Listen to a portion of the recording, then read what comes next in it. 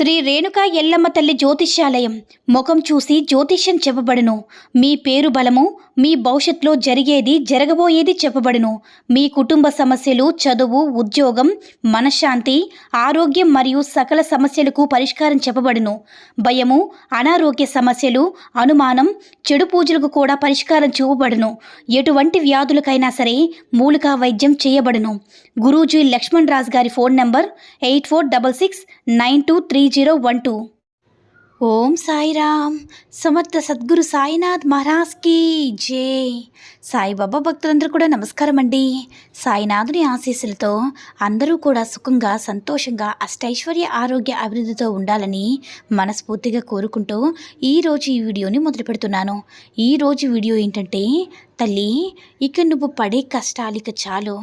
ఈరోజే నీ కష్టానికి ముగింపు బిడ్డ. నువ్వు బయటపడే ద్వారం తెరిచే ఉంది.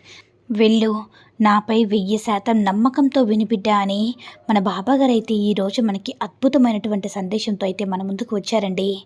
మరి మన బాబాగారు ఈరోజు మన కోసం ఎలాంటి సందేశం అందించాలి అనుకుంటున్నారో ఆయన మాటల ద్వారానే విందాము. ఆయన మాటలు వినే ముందుగా ఈ వీడియో కనుక నచ్చినట్లయితే మరి కొంతమంది బాబా భక్తులకు రీచ్ చేయాలా షేర్ చేసి లైక్ చేయండి. అలాగే మన ఛానల్ని ఎవరైనా మొదటిసారిగా చూస్తున్నట్లయితే తప్పకుండా సబ్స్క్రైబ్ చేసుకొని మాకు కొంచెం సపోర్ట్ చేయండి. మరి మన బాబాగారి సందేశం ఏంటంటే, బిడ్డ, నువ్వు పడే కష్టాలు చాలమ్మా. ఈ రోజుతో నీ కష్టాలకి ఒక ముగింపుని ఇవ్వబోతున్నాను.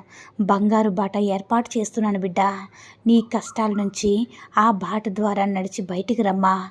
నీకు ప్రతీది కూడా ఇక కష్టం అనేది లేకుండా నీకు సుఖాలనేవి నీ జీవితంలో ప్రసాదించబోతున్న తల్లి. ఎందుకంటే నువ్వు నీ జీవితంలో ఎన్నో కష్టాలనేవి అనుభవిస్తూనే ఉన్నావు. కానీ ఆ కష్టాల నుంచి బయటపడే మార్గం ఏమిటని ప్రతిరోజు కూడా నన్ను అడుగుతున్నావు కదా తల్లి. అవును కదా బిడ్డ. అయితే ఈరోజు నీ సాయి నీకు ఎలా బయటపడాలో ఆ మార్గాన్ని చూపిస్తాను. కనుక ఇప్పుడు నేను చెప్పేది అంతా కూడా విను. నా బిడ్డలందరూ కూడా అదృష్టవంతులే బిడ్డ. నేను చెప్తున్నాను కదా, ఇక మనసు పెట్టి విను. అడవిలో ఏ జంతువు బలమైనది ఒక్కసారి ఆలోచించు బిడ్డ. ఒక పెద్ద మహారణ్యంలో చాలా రకాల జంతువులు ఉంటాయి. అందులో ఏనుగు ఎత్తుగా ఉంటుంది, బలంగా ఉంటుంది. జిరాఫీ చాలా పొడవుగా ఉంటుంది. నక్క చాలా తెలివైనది. పులి చాలా వేగంగా పరిగెడుతుంది బిడ్డ. ఇప్పుడు నేను చెప్పే ఈ లక్షణాలేవి కూడా సింహానికి ఉండవు. సింహం అంత బలమైనది కాదు, అంత ఎత్తైనది కాదు, చిరుత కంటే వేగంగా పరిగెత్తేది అసలే కాదు. అయినా కూడా సింహమే అరణ్యానికి రాజుగా ఎందుకుంది? ఒక్కసారి ఆలోచించు బిడ్డ. అది ఏంటంటే, సింహం దగ్గర ఉన్నది ధైర్యం.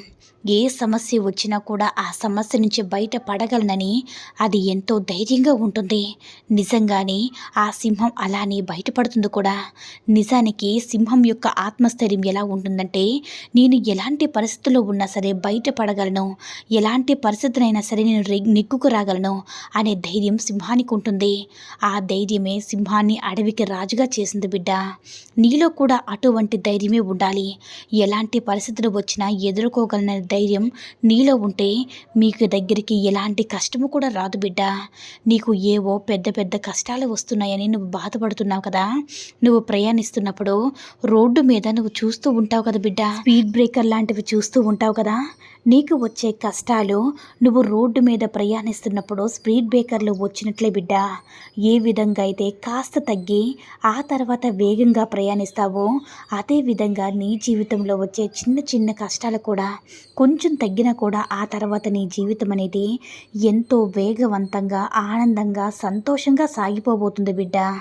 గోరంత కష్టాన్ని కూడా కొండంత కష్టంగా నువ్వు ఊహించుకుంటున్నావు కాబట్టి అది నీకు కష్టంలా అనిపిస్తుంది. కానీ ఆ కష్టానికి నీకు పరిష్కార మార్గాన్ని వెతకడం అనేది మొదలుపెట్టావంటే నువ్వు ఆ కష్టం నుంచి చాలా తేలిగ్గా బయటపడతావమ్మా. చదువు కోసం ఒక విద్యార్థి నిద్ర త్యాగం చేసి కష్టపడుతుంది. విజయం కోసం ఒక క్రీడాకారుడు అంటే ఆటలాడేవాడు అనుకోవచ్చు. ఏ ఆటగాడైనా కానీ ఆ ఆడే ఆటను విజయం కోసం తన శరీరాన్ని తగిలినటువంటి దెబ్బలను ఏమాత్రం కూడా లెక్క చేయకుండా తన విజయం వైపే అడుగులు వేస్తూ ఉంటాడు. ఏవో చిన్న చిన్న దెబ్బలు తగిలాయని ఆ క్రీడాకారుడు వెనకడుగు వేస్తే ఆ క్రీడలో తన విజయాన్ని పొందగలడా చెప్పు బిడ్డ. ఇంతే కదా. వాళ్ళు విజయాన్ని పొందడం కోసం వారిలో ఉన్న బద్ధకాన్ని పక్కన పెడతారమ్మా. అదేవిధంగా బిడ్డ, నువ్వు కూడా గొప్ప జీవితం కోసం నీకున్న సుఖాన్ని వదులుకోక తప్పదు. ఎప్పుడైనా కానీ ఎవరైనా కానీ ఏదో ఒక వారానికి ఒక్కసారి విశ్రాంతి తీసుకుంటే సరిపోతుంది. కానీ వారం మొత్తం కూడా విశ్రాంతిగా సుఖంగా మనం జీవితాన్ని గడుపుతామంటే ఇంకా డబ్బు సంగతి పక్కన పెడితే నీ ఒంట్లోని రోగాలు కూడా పెరిగిపోతాయమ్మా అని మన బాబాగారు అయితే చెప్తున్నారండి. ఎప్పుడు కూడా యాక్టివ్గా హుషారుగా తన పని తను చేసుకుంటూ ఉంటే బాడీలో ప్రతి ఒక్క అవయం కూడా కదలం అనేది మొదలు పెడుతుంది. దానివల్ల ఆరోగ్యంగా మన జీవితాన్ని కొనసాగించవచ్చు. అలా కాకుండా ఎప్పుడు కూడా మనం పడుకుని ఉన్నామనుకోండి, మన బాడీలో అవయవాలు కూడా వాటి యొక్క శక్తిని కోల్పోతాయి. అలా వాటి యొక్క శక్తిని కోల్పోయి మనల్ని అనారోగ్యం పాలు చేసే విషయాన్ని నువ్వు తెలుసుకోవాలి బిడ్డ. జీవితంలో గొప్ప స్థాయికి మనం చేరాలంటే మనకుండే ఆ సుఖాన్ని మనం కొంతకాలం పక్కన పెట్టామనుకుంటే జీవితాంతం కూడా ఆనందంగా సంతోషంగా గడపవచ్చు బిడ్డ. ఎవరికి రానటువంటి అదృష్టం నీకు చేరుకోబోతుంది. నువ్వు ఊహించినటువంటి ఒక గొప్ప బహుమతిని నీ చేతుల్లో పెట్టబోతున్నాను. నువ్వు ఎంత ప్రశాంతంగా ఉంటే అంత మనశ్శాంతిని పొందబోతున్నావు. అలాగే సంతోషంగా ఉండడానికి కూడా అలవాటు చేసుకో బిడ్డ. కష్టాలనేవి ఏవి కూడా శాశ్వతంగా నీ దగ్గరే ఉండిపోవు కాబట్టి అవి వాటంతటవి ఎలా వచ్చాయో వాటంతటవి అలానే వెళ్ళిపోతాయి.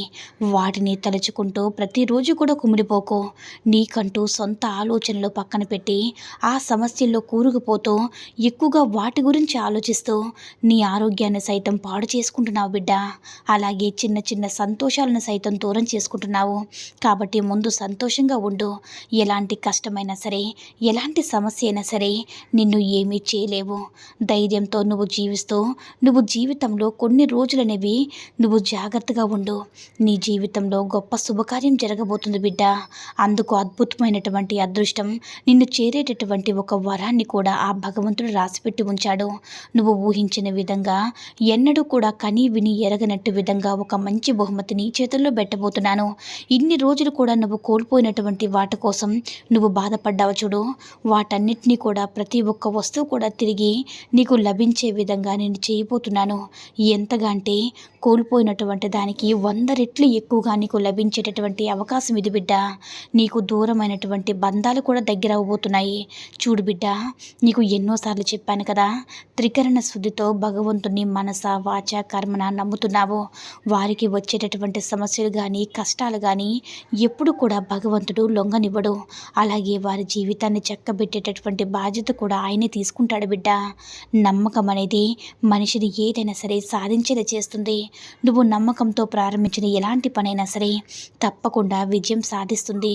నీపై నీకు అచంచలమైనటువంటి విశ్వాసం, నేను చెయ్యగలను అనేటటువంటి ఒక గొప్ప నమ్మకం, ఇవి ఎంతటి పెద్ద కార్యాలైనా సరే విజయాన్ని పొందేలా చేస్తుంది బిడ్డ. అలాగే నువ్వు నమ్మకంతో ప్రారంభించిన ఎటువంటి ప్రార్థన అయినా సరే ఉంటుంది చూడు, అది కూడా గొప్ప ఫలితాలను అందిస్తుంది. భగవంతుడిపై నాకు విశ్వాసం ఉంది, ఆయన తప్పకుండా కోరుకున్నది నాకు అందజేస్తాడు అని అలాంటి విశ్వాసం ఉంటే నువ్వు ఏదైతే అనుకుంటావో అనుకున్నవన్నీ కూడా నీ పనులు నీకు జరిగేలా చేస్తుంది.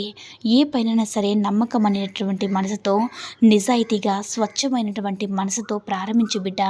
నువ్వు అనుకున్నది అనుకున్నట్టుగా జరిగి నిన్ను ఎంతో సంతోషపెడుతుంది. అది త్వరలోనే నీకు ఆదాయ మార్గాలు పెరగడంతో పాటు అన్ని రకాలుగా నీకు కలిసి వచ్చేలా అనుగ్రహిస్తున్నాను.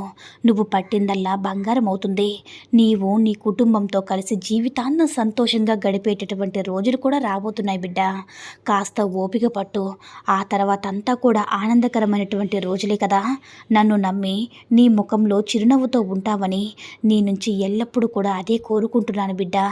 నా ఆశీస్సులు నీపై ఎల్లప్పుడూ కూడా ఉంటాయని మన బాబాగారు అయితే ఈరోజు మనకి చాలా అంటే చాలా అద్భుతమైనటువంటి సందేశాన్ని అయితే అందించారండి.